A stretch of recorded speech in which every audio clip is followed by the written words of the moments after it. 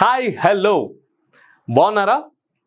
మీరు effective time management అనే video చూశారు, దాని నుంచి నేర్చుకున్నారని నేను నమ్ముతున్నాను. అయితే ఇప్పుడు గ్రోత్ ఆర్ సక్సెస్ని ఎట్లా మనం ఇంకా పొందుకోవాలో అనే దాని విషయం మనం మాట్లాడుకుందాం. And the title of this series is called 10x growth series. అవును, నా పేరు Rajiv YSR. I did my bachelor's and master's from IIT Madras in the year 2010. అయితే I worked with companies like TVS Motors, Bosch, Mahindra & Mahindra, Gati, and right now I am your 10x growth expert and also a motivational speaker. అయితే మీలో చాలామంది అనుకునేవచ్చు 10x growth అంటే ఏంటి అని. Growth అంటేనే మామూలుగా ఒక 10%, 20%, 30% గ్రోతే గొప్ప గ్రోత్ అనుకునే టైంలో 10x గ్రోత్ అంటే అది 1000% గ్రోత్. అది ఎలా అనేది సాధారణంగా అందరికీ వచ్చే ఆలోచనే. అయితే నేను ఒక చిన్న విషయం చెప్తా. 10x గ్రోత్ అనే దానికి ముఖ్య సారాంశం, ముఖ్య ఉద్దేశ్యం ఏమిటంటే achieving a very biased and very strong inorganic growth. అయితే ఇది సాధ్యమా అనే మీ క్వశ్చన్ ఉండొచ్చు. ఇది సాధ్యమే. అయితే 10x గ్రోత్ అచీవ్ చేయడం ఏ విధంగా సాధ్యం అండ్ 10x గ్రోత్ అచీవ్ చేయడం వల్ల కలిగే అద్భుతాలు, ఫలితాలు ఏంటో చెప్తాను, ఒక్క నిమిషం వినండి. ఇమాజిన్ దిస్, ఇక్కడ ఉన్న ప్రతి ఒక్కరు కూడా వారి వారి లైఫ్లో ఈ 10x గ్రోత్ని అచీవ్ చేయగలిగితే ఈ లోకంలో ఉన్న దారిద్ర్యమే కానీ, ఈ లోకంలో ఉన్న కష్టాలే కానీ, ఈ లోకంలో ఉన్న కన్నీరే కానీ అన్నీ తొలగిపోతాయి. పేదరికం అనేదే ఉండదు కదా. మీరు ఎదుగుతూ మీ చుట్టూ వాళ్ళని ఎదిగించినప్పుడు మరి ఇంకా పేదరికం అనేది ఎందుకు ఉంటుంది? అయితే మనందరము కూడా దేవుడిచ్చినటువంటి ఈ లైఫ్లో మన బెస్ట్ పొటెన్షియల్ని ఎప్పుడైతే మనం అచీవ్ చేయగలుగుతామో అప్పుడు మనం 10x గ్రోత్ని అచీవ్ చేయగలుగుతున్నాము అని డెఫినెట్లీ చెప్పగలం. అయితే మీ క్వశ్చన్ ఉండొచ్చు, 10x గ్రోత్ అంటే ఏమిటి అని. మీకు కొన్ని ఉదాహరణలు చెప్తా. ఒక మనిషి సాధారణంగా ఒక 12 నుంచి 15 కిలోమీటర్స్ పర్ అవర్ స్పీడ్లో పరిగెడుతూ ఉంటాడు. అయితే 10x అంటే మనమేమనుకుంటాం, ఆ మనిషి 120 నుంచి 150 కిలోమీటర్ల స్పీడ్తో పరిగెట్టాలని అనుకుంటాం. కానీ కాదు. 10x గ్రోత్ అని మనం మాట్లాడుతున్నప్పుడు మనం ఆలోచించాల్సింది ఏమిటంటే ఒక చిరుతపిల్లి ఇంచుమించు 120 నుంచి 150 కిలోమీటర్ల స్పీడ్తో పరిగెడుతుంటుంది. అదే రకంగా మరి మనం ప్రపంచంలో ఉన్నటువంటి పెద్ద ఎత్తైన మరి భవనం ఏమిటంటే బుర్జ్ ఖలీఫా. ఆ బుర్జ్ ఖలీఫా యొక్క ఎత్తు ఎంత అనుకుంటే 820 మీటర్స్, అంటే ఇంచుమించు 1 కిలోమీటర్ లాగా 820 మీటర్లు.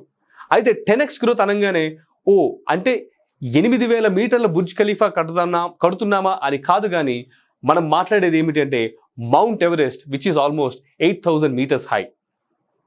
అంతేకాదు మనం సాధారణంగా ఈ కార్స్ చూసుకుంటే మన సిటీలో కానీ బయట కానీ ఆల్మోస్ట్ ఒక 60 to 90 కిలోమీటర్ స్పీడ్లో వెళ్తూ ఉంటాయి. అయితే 10x గ్రోత్ కార్స్ అంటే 600 to 900 కిలోమీటర్స్ పర్ అవర్లో వెళ్ళే కార్స్ గురించి మనం మాట్లాడలేదు, కానీ 600 to 900 కిలోమీటర్స్ పర్ అవర్లో దూసుకుపోయే విమానాల గురించి మాట్లాడుతున్నాం.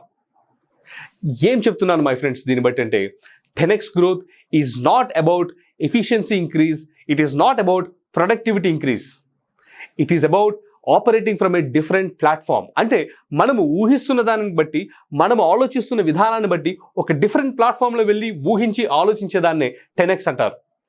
అయితే మీరు అనుకుని ఉండొచ్చు, అవునా ఇది సాధ్యమా అని.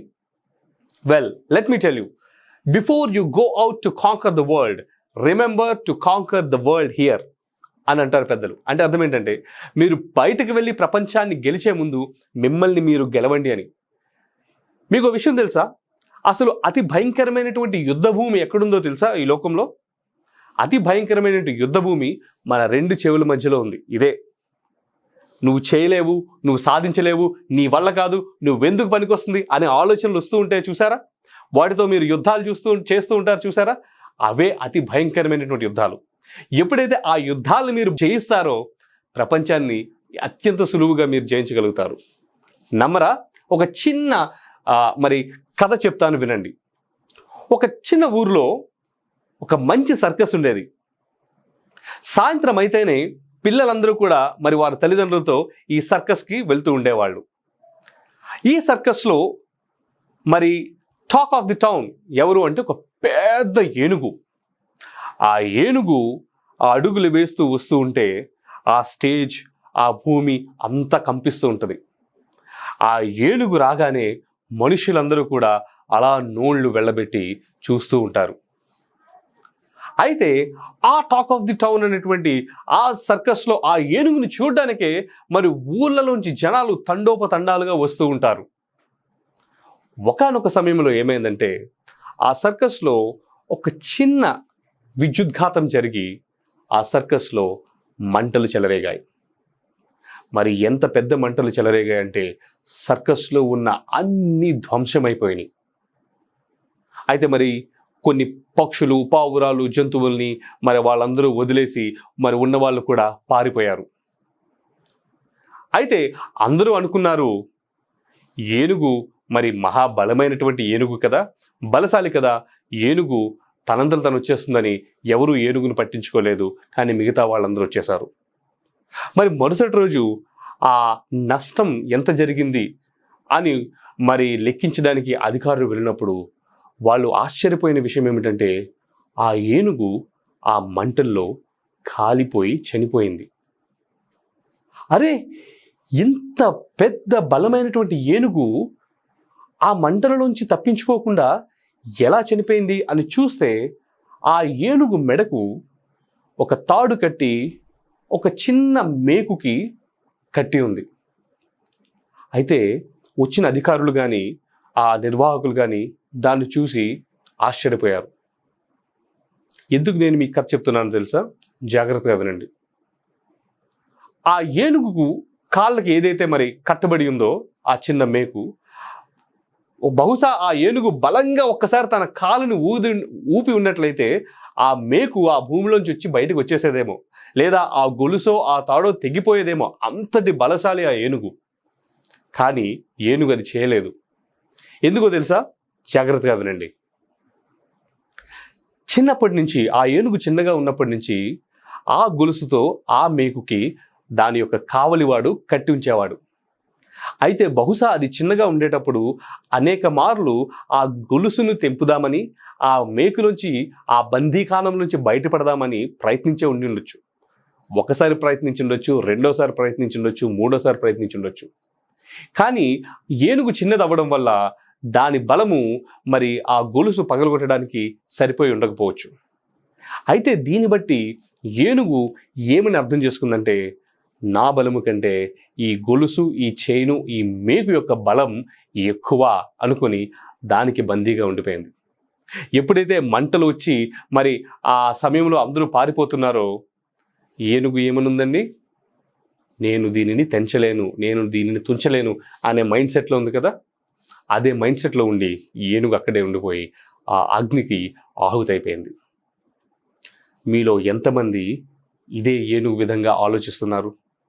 మేబీ మీ లైఫ్లో ఒకసారి ట్రై చేసి ఉండొచ్చు, రెండోసారి ట్రై చేసి ఉండొచ్చు, మూడోసారి ట్రై చేసి ఉండొచ్చేమో. కానీ అన్నిసార్లు మరి నెగిటివ్ రిజల్ట్స్, ఫెయిల్యూర్ వచ్చేటప్పటికి మీ వల్ల కాదు అని ఒక మైండ్ సెట్లో మీరు ఉన్నారేమో. ఈ మెసేజ్, ఈ మాట మీకోసమే. ఆ మైండ్ సెట్ నుంచి బయటకు వచ్చే క్షణం ఇదే. ఈ ఎపిసోడ్ చూసిన తర్వాత మళ్ళీ ఇంకొకసారి మీ లిమిటేషన్స్లో, మీ బంధకాలలో మీరు ఉండకూడదు అనేదే నా ప్రయత్నం.